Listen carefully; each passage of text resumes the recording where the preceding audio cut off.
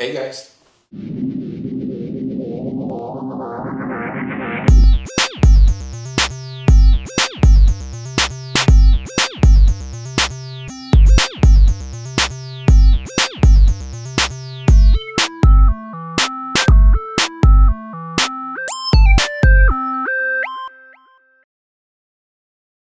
I'm sure that by now you guys know that we're taking the channel in a different direction this week. We are going to take to heart the fact that we are a gay collab channel, and we are going to talk about the LGBT situation in our respective countries. That being said, there is a lot to talk about on Twitter today. As you guys know, it is the Internet Blackout Day today, so everyone is talking about SOPA and PIPA, or however it is that you pronounce those.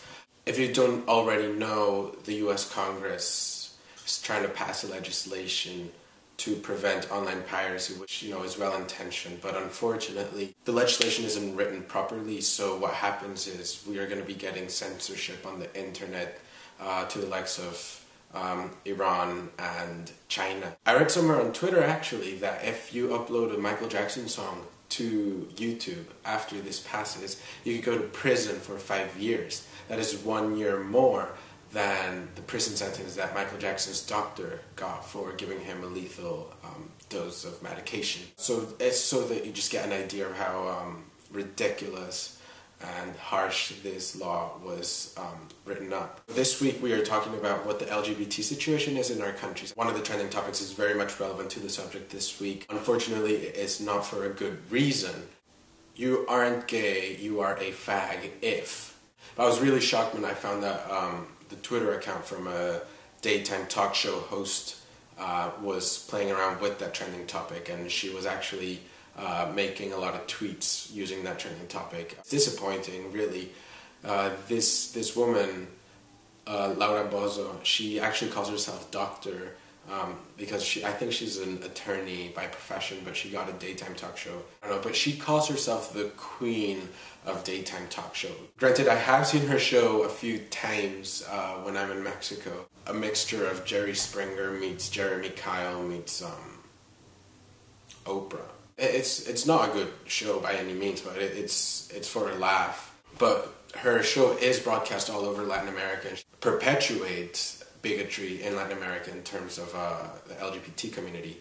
I did write to her on Twitter just saying that it was very disappointing to see someone with such celebrity exposure to be so derogatory, further hindering the advancements of Latin American tolerance towards the LGBT community, and she never wrote back. But back to the subject of the LGBT situation in Mexico, it's getting better, as it is in most places. There's still a lot of room for improvement. There's still a lot of people that are disgusted by the thought of homosexuality, and because of that disgust that probably comes from fear, it translates into hate. Mexico City a few years ago legalized civil unions in Mexico City between same-sex couples, which is a step forward. It's not quite marriage equality, which alludes a lot to the whole separate but equal sort of thing.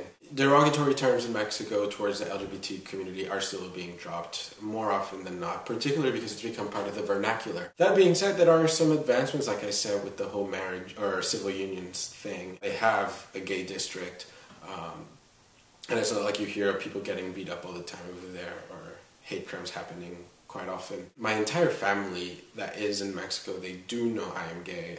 It's just they don't have a problem with it as far as I know. They don't treat me any different from before I came out, but we don't talk about it. And I am comfortable talking about it, but I can tell that they aren't comfortable bringing it to the table. During family reunions, we'll have a nice banter about pretty much anything, and they don't treat me any different. I still get presents during Christmas, and I get hugs, and they still ask about me when I'm in Scotland and everything, but it's just something that we don't talk about. With my parents, it's different. Because I came out to them first. I lived under their household, so we talk about it a bit more, but not quite as much as I would like. For myself speaking, I've lived in Mexico, I've lived in the US, and I've lived in the UK now. And I know that there's places that could probably be much more tolerant than all these three places, but I can tell you that Mexico, unfortunately, is at the bottom of the ladder. The United States is kind of halfway in the middle. the Christian right still has a very tight grip on American politics as well. In Scotland, I was, pleasantly surprised about how much of a non-issue it is in politics and society. Like Ross mentioned, the rural areas might struggle a bit more catching up. Me working for the Scottish government, I did work on the Scottish government consultation on same-sex marriage, and the response was mostly positive. I've really enjoyed seeing the other guys' videos so far. I'm really looking forward to see Brian's perspective on the US and comparing it to my perspective of the US, as well as hearing James's put on Ireland, because it was in Ireland that I found the most gay talent. I'll see you guys. Bye.